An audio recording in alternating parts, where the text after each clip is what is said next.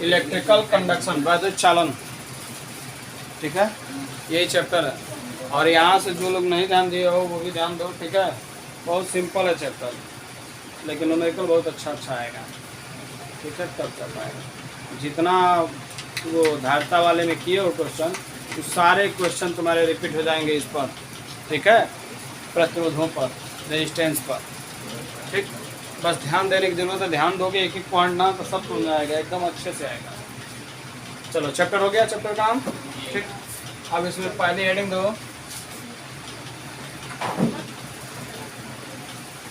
विद्युत धारा, electric current,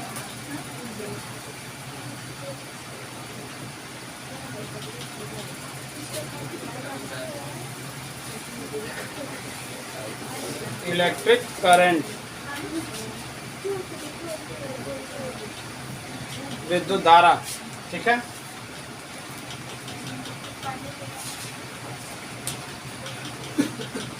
हो गया। सुनो, विद्युत धारा 7, 8, 9 से ही पढ़ते हुए आ रहे हो, हर जगह भी पढ़ते हो, ठीक है, हर क्लास में लगभग पढ़े हो, ठीक है। कोई बताएगा क्या होता है विद्युत करंट और विद्युत करंट, इलेक्ट्रिक करंट क्या होता है, विद्युत धारा क्या होता है?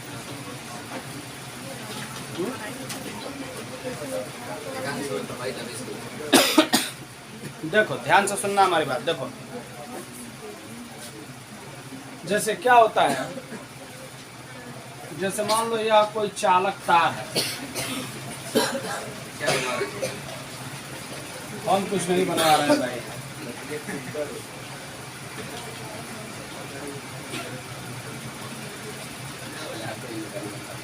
देखो जैसे मान लो कोई चालक तार है यहाँ, ठीक है,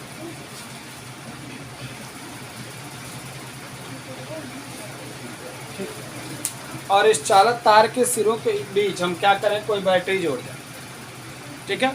तो क्या होगा जी, बैटरी इसके सिरों के बीच क्या करती है, विभवांतर उत्पन्न कर देती है।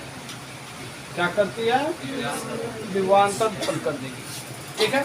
और विभवांतर उत्पन्न करने के बाद क्या होगा, इस चालक तार में, हम लोग ये चीज पहले भी पढ़ चुके हैं पिछले चैप्टर में, ठीक है, कि प्रत्येक चालक में जो सुचालक होते हैं या चालक होते हैं उनमें क्या पाए जाते हैं, मुक्त इलेक्ट्रॉन। क्या पाए जाते हैं, मुक्त इलेक्ट्रॉन, जो इसमें क्या करते हैं, अनियमित गति करते रहते हैं। क्या करते हैं, अनियमित गति करते हैं। चलो इसको रुक जाओ, इससे पहले एक चीज ध्यान से समझ लो, फिर एक बार रिपीट कर दें। देखो जैसे मान लो ये कोई चालक है, ठीक है, और हम लोग पढ़ चुके हैं कि चालक में क्या होते हैं जी, इलेक्ट्रॉन, मुक्त इलेक्ट्रॉन पाए जाते हैं, और ये इलेक्ट्रॉन इसी में अनियमित गति करते हैं। एगो हेने जाए तो एगो हेने जाए, तो कौन इधर जाए तो कोई मतलब इधर, कोई इधर जा सकता है, कहीं भी मतलब इधर उधर गति करते रहते हैं इसमें, ठीक है, रैंडमली मूव करते रहते हैं, ठीक। अगर मान लो इस चालक को हम क्या करें, किसी वायु विद्युत क्षेत्र में रख दें, क्या करें, वायु विद्युत क्षेत्र में रख दें, ठीक है। तो ऐसे कंडीशन में क्या होता है कि यह विद्युत क्षेत्र इन इलेक्ट्रॉनों पर, मुक्त इलेक्ट्रॉनों पर क्या करता है, विद्युत बल लगाता है। क्या करता है, विद्युत बल लगाता है। आई जब फ्री है सब, स्वतंत्र है सब, ठीक है, तो जब फ्री है, स्वतंत्र है, तो इस पर थोड़ा सा भी विद्युत बल लगेगा तो उसी डायरेक्शन में ये क्या करने लगेंगे, मूव करने लगेंगे, चलने लगेंगे, गति करने लगेंगे। ये होगा जी, ठीक है। मतलब यह विद्युत क्षेत्र क्या करेगा, इस पर विद्युत क्षेत्र के विपरीत दिशा में बल लगाना शुरू कर, मतलब सब पर एक जो है निश्चित बल लगाना शुरू कर देगा, ठीक है। और जब ये बल लगाना शुरू करते हैं, एक निश्चित दिशा में बल लगाएगा ना, तो ये मुक्त है, फ्री है, ठीक है। उस तरह से नहीं कोई छू रहा था तो इधर उधर गति कर रहे हैं, और जब एकदम फ्री है, लूज है, ठीक है, तो कहीं भी थोड़ा सा भी बल लगेगा तो उसी डायरेक्शन में क्या होने लगेंगे, चलने लगेंगे, ठीक है। तो उसी तरह ये क्या करने लगते हैं, मूव करने लगते हैं। और जब ये एक निश्चित डायरेक्शन में प्रवाहित होने लगते हैं, मूव करने लगते हैं, गति करने लगते हैं, ठीक है, तो एक इलेक्ट्रॉन अपने साथ कितना रखता है, 1.6 × 10⁻⁻19 कूलाम का आवेश रखता है। एक इलेक्ट्रॉन पर कितना आवेश रहता है, 1.6 × 10⁻19 कूलाम का, इतना आवेश लेके ये ढोता है अपने साथ, ठीक है। तो ये जब इलेक्ट्रॉन मान लो यहाँ से यहाँ तक अगर आता है, ठीक है। तो इसका मतलब आवेश ही ना यहाँ से यहाँ तक आएगा जी, क्योंकि इलेक्ट्रॉन पर ही आवेश है, यानी आवेश ही क्या कर रहा है, मूव कर रहा है, ठीक है। और जब ये मूव करता है, ठीक है, तो आवेश मूव करता है, हम लोग ये मानते हैं कि क्या करता है, आवेश मूव करता है, आवेश गति करता है। और जब आवेश गति करता है तो आवेश के गत्यावस्था को ही, आवेश की गत्यावस्था ही क्या कहलाती है, विद्युत। क्या कहलाती है, विद्युत। सुन में आया? इस आवेश की गत्यावस्था का जो प्रभाव होता है वह विद्युत के रूप में प्रदर्शित होता है, यानी वही विद्युत है, ठीक है। यानी आवेश अगर किसी चालक में एक सिरे से दूसरे सिरे की ओर या एक निश्चित डायरेक्शन में अगर बहना शुरू हो जाए, ठीक है, एक निश्चित दिशा में बहना शुरू हो जाता है, ठीक है, तो उसी को आवेश की गत्यावस्था को या आवेश की गति को हम कहते हैं क्या, विद्युत। कोई कंफ्यूजन? सुन में आया? ठीक है।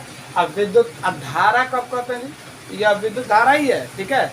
लेकिन अगर एक इलेक्ट्रॉन, जैसे देखो, अगर एक निश्चित दिशा में बहने लगेगा तो सारे आवेश एक निश्चित डायरेक्शन में चलने लगेंगे, ठीक है। तो विद्युत जो होगा क्या होगा, एक निश्चित डायरेक्शन में प्रभाव छोड़ेगा, ठीक है। यानी वह जो है, ठीक है, क्या करेगा कि धारा के रूप में प्रवाहित होने लगेगा। यानी जब आवेश, कह लो कि आवेश जब एक निश्चित दिशा में धारा के रूप में बहने लगेगा, तब इसी को हम गति को क्या कहते हैं, विद्युत धारा। क्या कहते हैं, विद्युत धारा। कोई कंफ्यूजन? सेम वही चीज यहाँ पर होता है, ठीक है, कि एक चालक लो, ठीक है, इस चालक में क्या होंगे, मुक्त इलेक्ट्रॉन होंगे, बहुत सारे इलेक्ट्रॉन होंगे, ठीक है, मुक्त इलेक्ट्रॉन होंगे। और जब इस चालक को हम किसी बैटरी से जोड़ देते हैं तो बैटरी क्या करता है कि इन चालक के सिरों के बीच क्या करता है, विभवांतर उत्पन्न कर देता है। क्या करता है, विभवांतर। अब विभवांतर भी बराबर क्या होता है, ये W/Q ना, हाँ, यानी इसका मतलब क्या, हाँ, एकांक आवेश को एक स्थान से दूसरे स्थान तक ले जाने में किया गया कार्य, वही क्या कहलाता है, विभवांतर। विभवांतर पढ़ा चुके हैं, विभव विभवांतर पिछले चैप्टर में, है ना। एकांक आवेश को प्रवाहित कराने में, एकांक आवेश को एक स्थान से दूसरे स्थान तक ले जाने में या प्रवाहित कराने में किया गया कार्य क्या कहलाता है, विभवांतर। इसका मतलब क्या कि जौन आवेश होके एक सिरे से दूसरे सिरे को ले जाने के लिए जो कार्य करना होगा वह यह विभवांतर करेगा। समझ में आया? अब लेके जाएगा कौन, ठीक है, तो लेके जाएगा कौन, तो देखो, विभवांतर जब उत्पन्न हुआ कहीं, विभव या विभवांतर जहां उत्पन्न हो गया, ठीक है, तो विद्युत क्षेत्र और विभवांतर में संबंध पड़ेगा ना, E बराबर V/D, हाँ, चाहे V बराबर E/D पढ़े हो। तो जहाँ विभवांतर हुआ इसका मतलब वहाँ क्या है, विद्युत क्षेत्र है। विद्युत क्षेत्र नहीं होगा तो विभवांतर नहीं होगा, पक्का है। मेरी बात सुनाई, ठीक है।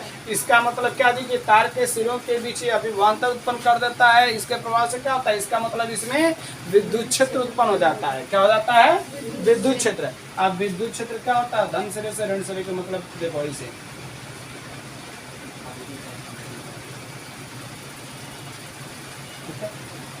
ये विद्युत क्षेत्र इस डायरेक्शन में उत्पन्न हो जाता है, ठीक है।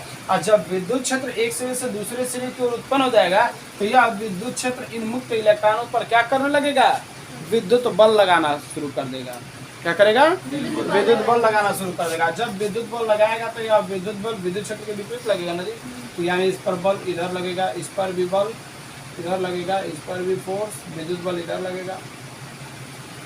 यानी सारे इलेक्ट्रॉनों पर जो भी इसमें मुक्त इलेक्ट्रॉन होंगे, चाहे जो भी परमाणुओं से मुक्त हो रहे होंगे, चाहे होने वाले होंगे, चाहे होंगे या चाहे पहले से होंगे, ठीक है, जितने भी मुक्त इलेक्ट्रॉन होंगे उस सारे इलेक्ट्रॉनों पर यह अंदर क्या करता है, विद्युत क्षेत्र जो है एक डायरेक्शन में विद्युत क्षेत्र के विपरीत दिशा में बल लगाता है, ठीक है। अब विद्युत बल लगाएगा, ठीक है, तो इनको ढो के ले जाएगा, मतलब इनको क्या करेगा, धक्का देगा इधर, ठीक है। अब जो कार्य होगा, जो यह जब यह जाएगा एक सिरे से दूसरे सिरे की ओर इलेक्ट्रॉन जाता है तो उस कंडीशन में थोड़ा ना है कि हट आवत ना, जो बाबू साहब आवत ना, जगह इधर रास्ता था, उनको रास्ता थोड़े है, ठीक है।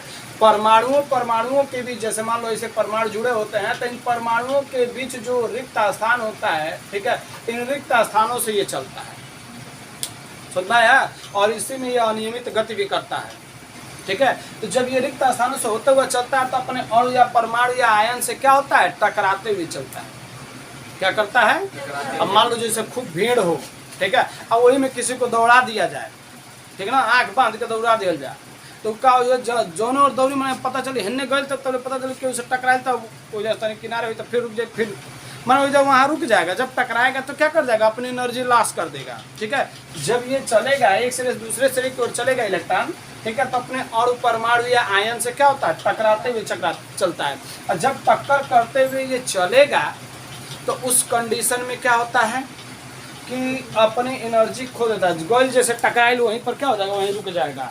अब फिर बैटरी क्या करेगी, बैटरी कार्य करेगी इनको फिर आगे पहुंचाने के लिए। ठीक है, यानी बैटरी विभवांतर के द्वारा कार्य करते हैं। भी डब्लू यहाँ से देखो, डब्लू बराबर क्या आएगा, भी इंटू क्यू आएगा ना। ठीक है, तो जो विभवांतर है वो विभवांतर कार्य के रूप में मतलब क्या करेगा, इसको वर्क करेगा, फिर बैटरी ऊर्जा देगी, मतलब यह कार्य इसमें ऊर्जा कितना आएगा और वह उसको फिर ऊर्जा देगा, तो फिर आगे बढ़ेगा, फिर देखेगा कि अब फिर सिर बन के आगे बढ़ेगा। ठीक है, आज इधर देखेगा जगह उधर से निकलना शुरू करेगा, आँख थोड़े बात देखी नहीं नहीं खड़ा बना तो हे बगल तो नहीं बगलिया के जा, ऐसा तो ये करेगा नहीं। ठीक है, तो यहाँ फिर जाएगा, फिर टकराएगा, मतलब यहाँ से यहाँ तक आते आते वो बहुत ज़्यादा एनर्जी लॉस करता है। ठीक है, और उस सारी एनर्जी की भरपाई कौन करता है, बैटरी। ठीक है, इसीलिए बैटरी क्या हो जाती है, डिस्चार्ज हो जाती है, क्योंकि बैटरी धारा प्रवाह कराने के लिए अपनी ऊर्जा लगा इलेक्ट्रॉनों को ले जाती है, तो हमने का धारा पाते हैं हम लोग, समझ में आया, विद्युत धारा हम लोग पाते हैं। ठीक है, तो यह जो है देखो, इसमें यही कंडीशन है कि इलेक्ट्रॉन या यह कह लो कि आवेशवाहक, इलेक्ट्रॉन ही आवेशवाहक है।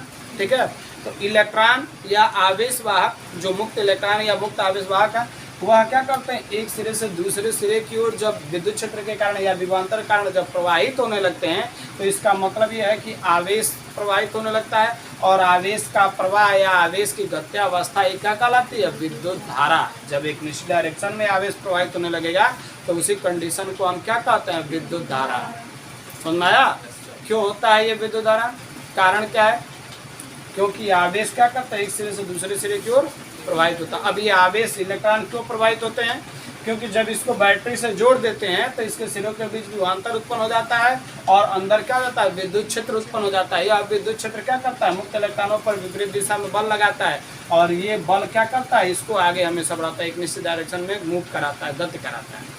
ठीक है, और जब ये इलेक्ट्रॉन चलते हैं एक सिरे से दूसरे सिरे की ओर, ठीक है, तो अपने अणु या परमाणु से टकरा कर बार बार अपनी एनर्जी खोते रहते हैं, और वह एनर्जी जो खोते हैं वह उस एनर्जी, मान लो बार बार जैसे अब बार बार धक्का के दे, मान लो हमें जरा रास्ता में खड़ा बनी, एक वो आए टकरा के गए, टकराए तो फिर पता चल जाए उतने से सड़क के पड़े गए, तो फिर दूसरा क्या होता है, वो टकराए, तब बार बार टक्कर लगने से क्या होगा, चोट महसूस होगा ना, मतलब हमारे ऊपर भी कुछ ऊर्जा लगेगा, यानी हम क्या हो जाएंगे, तमतमा आ जाएंगे, गर्मा जाएंगे, नहीं हो जाएगा। बार बार के उड़ा कर टकराई, इतना ऊर्जा देंगे लोग तो हम धीरे धीरे खसक जाएंगे, ऊर्जा पाएंगे, चाहे कुछ होगा चाहे या तो तमतमा जाए, मतलब क्या होगा, जो ऊर्जा जो इलेक्ट्रॉन जाके इसे बार बार परमाणु से टकराएगा, ठीक है, तो वह परमाणु उस ऊर्जा के कारण क्या हो जाते हैं, गर्म हो जाते हैं, वह ऊर्जा उष्मा के रूप में प्रकट होती है, इसीलिए विद्युत तार क्या हो जाता है, गर्म हो जाता है धारा प्रवाहित कराने पर।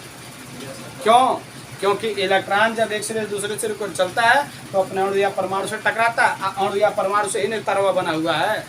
ठीक है, तो वह परमाणु से टकराते हुए चलता है, तो वह परमाणु क्या करता है, बार बार जाके गतिज ऊर्जा मारा था धक्का। ठीक है, तो जब आकर के इसको धक्का देंगे सब, मारेंगे सब, तो अपनी ऊर्जा इसको दे देंगे सब, और ऊर्जा ट्रांसफर कर देंगे सब, तो वो बेचारा रखी कितना रखी भाई, ओकरे बाद भी जाके टकराता रहता है, क्या करेगा, अब वो खुद तमतमा आ जाएगा, मतलब गर्मा आ जाएगा बेचारा। ठीक है, तो परमाणु गर्माएगा, एक मतलब तार गर्माएगा, कहीं से परमाणु से तार बना है, परमाणु गर्माने का मतलब क्या कि तार गर्म हो जाएगा, यानी जो ऊर्जा इलेक्ट्रॉन लॉस करता है या बैटरी जितनी ऊर्जा खर्च करती है इसमें धारा प्रवाहित करने के लिए, वह ऊर्जा इसमें तार में क्या होता है, उष्मा के रूप में प्रकट होता है, जिससे तार क्या हो जाता है, गर्म हो जाता है। कोई कंफ्यूजन, मेरी बात सुनना है, सुनना है, क्लियर है जी सभी का। ठीक, चलो, तो विद्युत धारा क्या होगा, विद्युत धारा हेडिंग है ना, हम पूरा इसमें सारा कंडीशन में समझा दिए हैं, धारा क्या होता है, क्यों बहता है, क्यों इलेक्ट्रॉन मतलब तार क्यों गर्म होता है, सारी कंडीशन में इसमें समझा दिए हैं। ठीक है, लेकिन अब एक एक पॉइंट को अलग अलग लिखाएंगे। ठीक है, क्योंकि कंडीशन नहीं समझाते तो ये समझ नहीं आता कि होता क्या है, 50 को क्वेश्चन कर देते सब, सर ये के बाद क्या होगा, समझ में आया। चलो, तो विद्युत धारा के लिए क्या कहोगे? किसी चालक तार में आवेश वाहकों की गत्यावस्था ही क्या कहलाती है? विद्युत धारा। कोई कंफ्यूजन?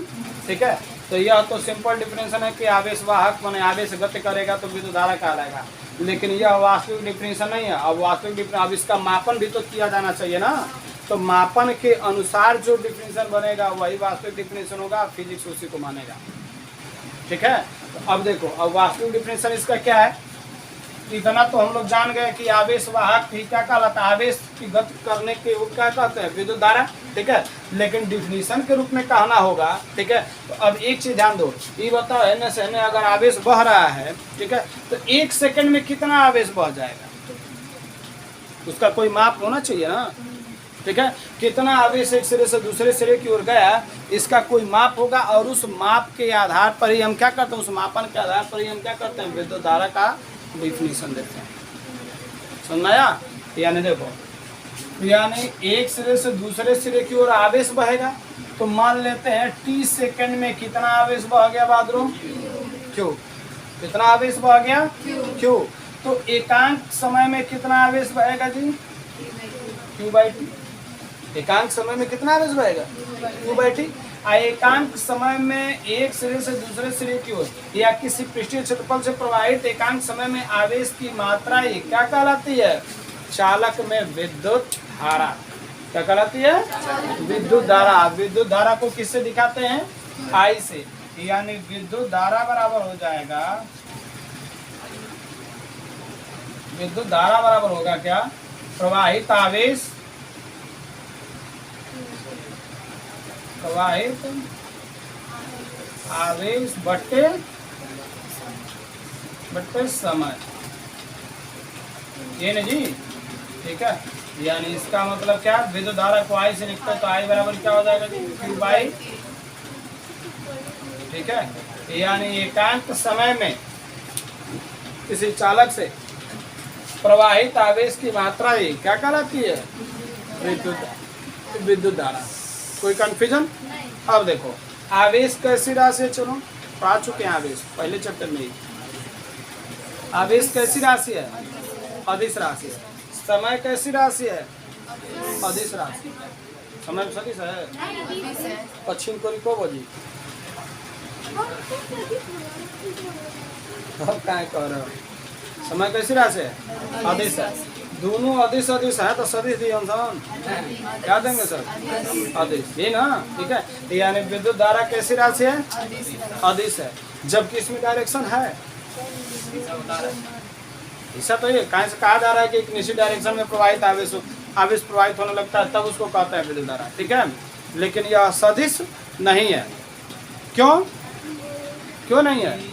क्योंकि यह सदिश नियमों का पालन नहीं करता है। सदिश राशियों के कंडीशन में सदिश में हम लोग पढ़े हुए हैं कि सदिश राशि ये जरूर नहीं बाकी सदिश के लिए सारा सामान होके। ठीक है, ये नहीं जरूरी है कि खीर बना भर के सारा सामान होके अब पता चलो ढोंग होते नहीं खे, वो रूल के खीर बनाने के रूल मालूमे नहीं खे, तो खीर बनी सारा सामान रहते हुए भी।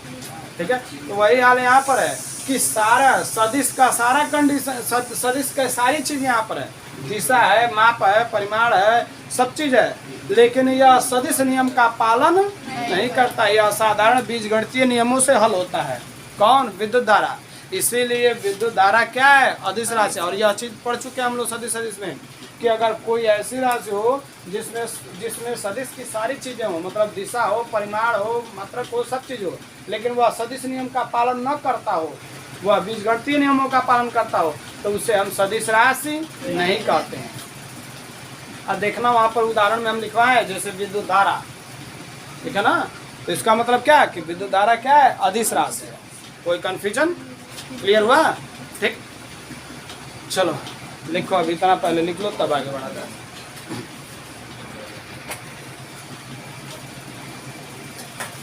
देखो, यानी क्या हो जाएगा विद्युत धारा का?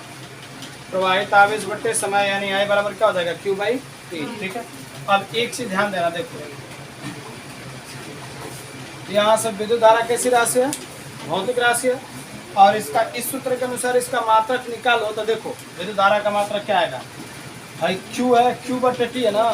Q का मात्रक क्या होगा जी? कूलाम, ये ना होगा जी। अब बट्टे को क्या कहते हैं? प्रति, ठीक है। समय का मात्रक क्या होगा? कूलाम पर सेकंड, इसका विद्युत धारा का, ठीक है। लेकिन इसके पीछे परेशान कौन था बेचारा? मेहनत किसने किया था? एम्पियर ने। एम्पियर साइंटिस्ट का नाम है, ठीक है। इसलिए उसके नाम पर इसको रखा गया क्या? एम्पियर। इसीलिए एमकेएस मात्रक चाहे एसआई मात्रक विद्युत धारा का क्या है? एम्पियर है, ठीक है। और इस फार्मूले के अनुसार क्या है? कूलाम पर सेकंड। इस कूलाम पर सेकंड को ही क्या कहते हैं? एम्पियर। क्या कहते हैं? एम्पियर। समझ में आया? यानी इसी चीज को आप क्या कह सकते हो? एम्पियर। 1 कूलाम पर सेकंड होगा तो 1 एम्पियर, 2 कूलाम पर सेकंड होगा तो 2 एम्पियर। माने जितना कूलाम पर सेकंड होगा उतना एम्पियर। समझ में आया? अभी एम्पियर का भी डिफरेंशियल आगे दिया जाएगा, इसका दिया जाएगा, सबका दिया जाएगा, ठीक है। फिलहाल इतना पहले क्लियर है, कोई दिक्कत इतने में, ठीक है।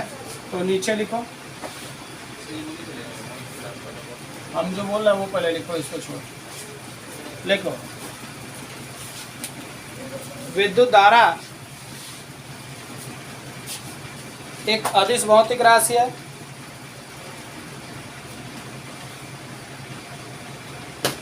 विद्युत धारा एक अदिश भौतिक राशि है।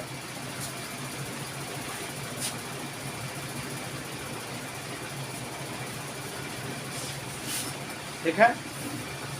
तथा सूत्र के अनुसार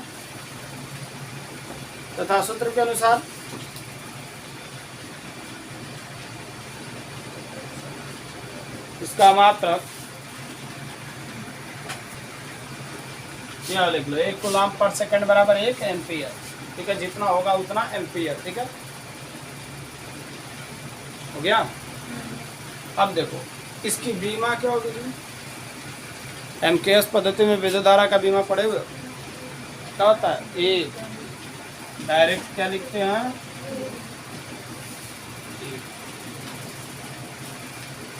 ठीक है, लिखो।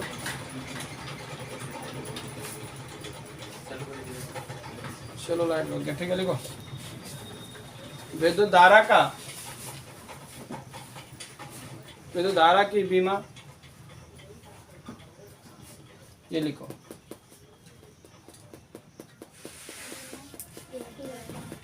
ये चीज बड़े ब्रैकेट में लिख लो, ए होता है।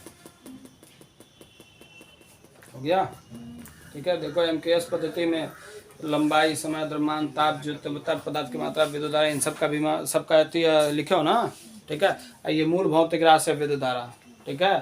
तो उसमें क्या आता है? इसका एम्पियर ही आता है, ए ही आता है, ठीक है। इसलिए इसकी बीमा क्या बनेगी?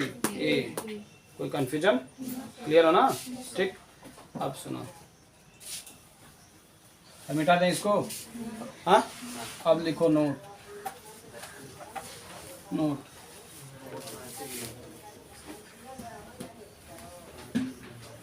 एक चीज देखो, ध्यान से सुनो आप। नोट में देखो, मान लो जिस चालक से आप धारा प्रवाहित करा रहे हो,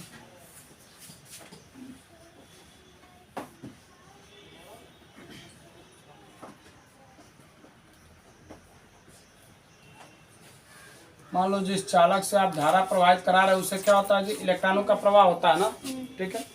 तो मान लो टी समय में क्यू आवेश बहता है, ये नहीं कह रहे हो?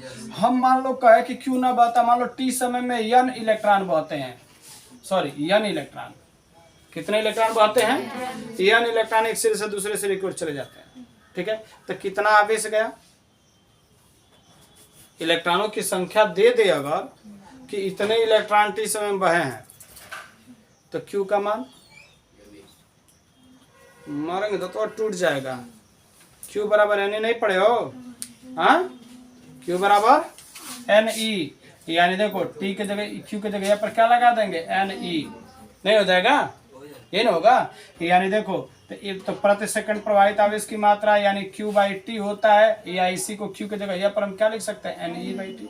ये लिख सकते हो। यानी इसका मतलब क्या कि आप विद्युत धारा जो आई लिख रहे हो वह आई के जगह पर क्यू दिया है तो डायरेक्ट क्यू बाई टी रखोगे, और नहीं तो क्या लिख सकते हो, अगर नंबर ऑफ इलेक्ट्रॉन दे दे कि इतने इलेक्ट्रॉन अगर 10 लाख 20 लाख 2 गो 4 गो 5 गो जितना इलेक्ट्रॉन का तो नंबर ऑफ इलेक्ट्रॉन मिल जाए तो ये एन ई बाई टी रख सकते हो।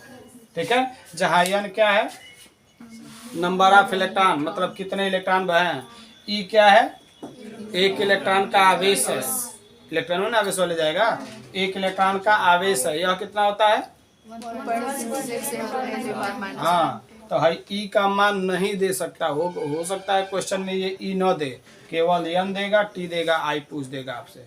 ठीक है, या फिर 1 2 3 4 चीजें हैं, इसमें से कौन नहीं है तो देगा नहीं, 1 2 3 चीजें हैं, कौन 2 को दे देगा, एगो पूछ देगा आपसे।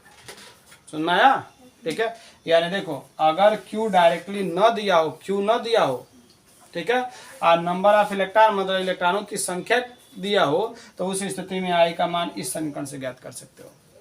ठीक है, आना ही तो मन करे तो Q का मान कहीं किनारे अन्य निकाल लो, तब हिंसा रखो, तब वो बत्ती आएगा ना। कोई कंफ्यूजन? क्लियर हो? लिखो नोट में, पहले पॉइंट भी लिखो हम जो बोल रहे हैं बताओ। देखो अब सुनो एक चीज ध्यान से, आई बराबर हम लोग पढ़े हैं क्या जी क्यू बाई टी ना, हाँ, इसका मात्रक पढ़े हैं क्या जी कूलाम पर, ठीक है, तो एम्पियर है ना, हाँ, इसका इसी को क्या कहते हैं हम लोग एम्पियर। ठीक है, देखो इसका एम्पियर को 2 तरह से डिफाइन किया जाता है। ठीक है, तो पहला हेकरे अनुसार डिफाइन कैसे करते हैं, इसी को हम लोग क्या कहते हैं एम्पियर, नहीं ना जी।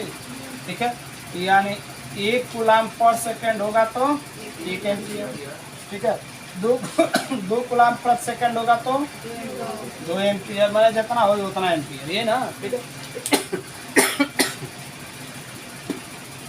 यहाँ से देखो क्या कहोगे, अगर किसी चालक तार से प्रति सेकंड मतलब 1 सेकंड, 1 सेकंड में 1 कूलाम आवेश प्रवाहित होता हो, क्या कहा हमने, यदि किसी चालक तार से चाहे चालक से प्रति सेकंड मतलब 1 सेकंड का चाहे डायरेक्टली प्रति सेकंड का, अगर प्रति सेकंड 1 कूलाम आवेश का प्रवाह होता हो तो चालक में प्रवाहित धारा कितनी कहलाती है 1 एम्पियर। कोई कंफ्यूजन? ठीक है, तो पहले ये सिंपल डिफिनेशन लिख लिया जाए, फिर इसके बाद एम्पियर का एक और डिफिनेशन है जो वही मान्य है। ठीक है, फिलहाल ये लिखो, इसको देखो हम जानते हैं कि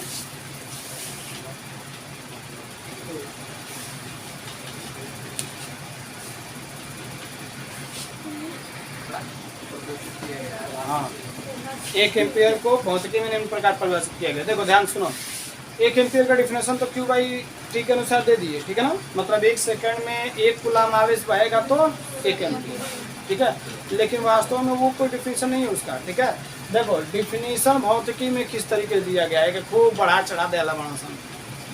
ठीक है, 2 तारों के बीच विद्युत बल पर आधार पर दिए हैं सर। देखो कैसे दिए हैं सर, क्या कहा गया है कि 2 लंबे सीधे समांतर तार लिया जाए। क्या किया जाए भैया, 2 लंबा, मान लंबा का मतलब 2-4-10 मीटर का लो, ठीक ना, 2 लंबे तार लो, एक ही धातु का बना हुआ, ठीक है ना, 2 लंबे हो और सीधा तार लेके, ठीक है, 2 लंबे सीधे तार लिए जाए और दोनों को एक दूसरे के समांतर कर दिया जाए। क्या कर दिया जाए, इनके बीच की दूरी कितनी रखनी है 1 मीटर। कितनी दूरी रखनी है 1 मीटर। वही तरवा कहाँ हो ठीक चाहिए, वायु अथवा निर्वात में निकलिया के समुद्र के जल में निकाला। ठीक है, चाहे तेल पानी किसी माध्यम में नहीं, यह वायु अथवा निर्वात में रखना है। ठीक है, यानी 1 मीटर की दूरी पर वायु अथवा निर्वात में स्थित 2 लंबे सीधे समांतर तारों में, 2 लंबे सीधे समांतर तारों में, ठीक है, यदि एक ही धारा प्रवाहित कराया जाए, क्या कराया जाए, एक ही धारा प्रवाहित करा जाए, मतलब जितना है में धारा छोड़े हो उतना ही इसमें भी धारा छोड़े। धारा मतलब विद्युत धारा, ठीक है ना। एक ही धारा यानी समान धारा प्रवाहित कराने पर यदि तारों के प्रति एकांक लंबाई पर, प्रति एकांक लंबाई का मतलब क्या कि तार का 1 मीटर लो, इस तार का भी 1 ही मीटर दिया जाए, ठीक है ना। दोनों तारों के बीच 1 मीटर की लंबाई लिया जाए, ठीक है। तो इसके 1 मीटर पर इसके 1 मीटर पर एक दूसरे के बीच जब दो तार समांतर लोगे एक ही धारा बहाओगे, ठीक है, तो आगे चुंबक वाले में पढ़ाएंगे कि तारों के बीच क्या लगता है, आकर्षण अथवा प्रतिकर्षण बल लगता है, ठीक है ना। जब दो तार एक दूसरे के समीप आते हैं तो चुंबकीय विद्युत धारा का चुंबकीय प्रभाव उस चैप्टर में हम लोग आगे पढ़ेंगे, ठीक है। इंटरमीडिएट चुंबक जब शुरू हो जाएगा उसमें बताएंगे, ठीक है। कि दो तार अगर एक दूसरे के समीप रख करके अगर उनमें धारा प्रवाहित कराते हो तो उनके बीच क्या होता है, आकर्षण बल काम करता है, नहीं तो प्रतिकर्षण बल काम करता है, ठीक है। तो इसका मतलब यह है कि इसमें भी आकर्षण अथवा प्रतिकर्षण बल लगता होगा ना। तो इनके बीच या तो आकर्षण लगे या फिर प्रतिकर्षण लगे, तो वह बल क्या हो, 2 × 10⁻⁻7 न्यूटन का। कितना होना चाहिए, 2 × 10⁻⁻7 न्यूटन का। 1 मीटर की लंबाई पर अगर दोनों तारों के बीच 2 × 10⁻⁷ न्यूटन का बल काम करता हो, आकर्षण अथवा प्रतिकर्षण बल काम करता हो, तो तारों में प्रवाहित धारा तो जाके कहल जाए 1 एम्पीयर। कितना का है, चलो 1 एम्पीयर। ये भौतिकी परिभाषा, ये वास्तविक परिभाषा, ठीक है। अब इसी चीज को जितना हमने समझा उसी को सजा के बोलो, ठीक है। कि वायु अथवा निर्वात में मतलब माध्यम का होकर चाहिए, वायु अथवा निर्वात। वायु अथवा निर्वात में 1 मीटर की दूरी पर स्थित 2 लंबे सीधे समांतर तारों में, वायु अथवा निर्वात में, मेरे साथ ही याद कर लो, बाद में रट्टा मारोगे तो याद नहीं हो पाएगा। वायु अथवा निर्वात में 1 मीटर की दूरी पर स्थित, बोला मत, मन ही मन दो रहा हुआ, पंडित जी के कथा ना मंत्र बोली, गाँव भर का नाव धोला, बाबूजी का नाव धोला, पिंडा में पड़ा हो, देखो वायु अथवा निर्वात में 1 मीटर की दूरी पर स्थित, ठीक है, 2 लंबे सीधे समांतर तारों में एक ही धारा प्रवाहित कराने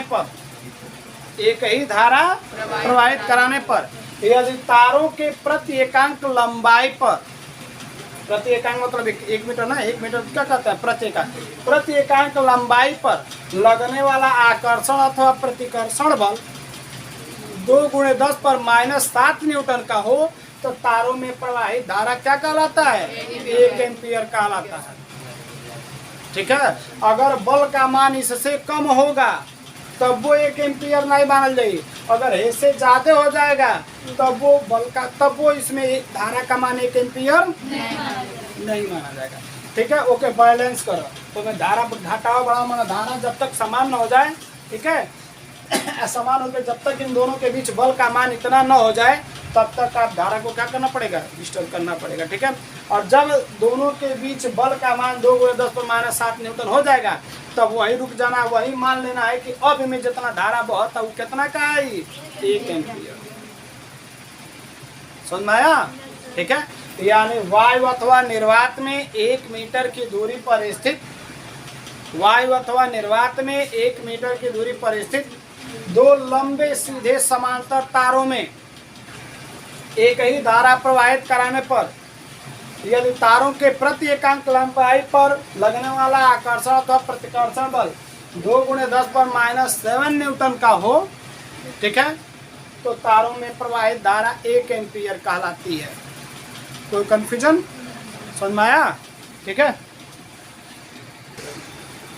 सुनो, देखो हमने क्या कहा कि चालकों में धारा प्रवाह किसके कारण होता है, ऋण आवेश के कारण, यानी केवल इलेक्ट्रॉनों के कारण। इसमें धन आयन नहीं बहता है, ठीक है, धन आवेश नहीं बहता है, क्योंकि धन आवेश किस में होता है, नाभिक में। और नाभिक के बहने का मतलब परमाणु में बहने, यानी परमाणु तो हटेगा नहीं, अपना स्थान छोड़ेगा नहीं, यानी नाभिक का अपना स्थान नहीं छोड़ेगा। इसलिए चालकों में धारा प्रवाह किसके कारण, इलेक्ट्रॉनों के कारण, ऋण आवेश वाहकों के कारण।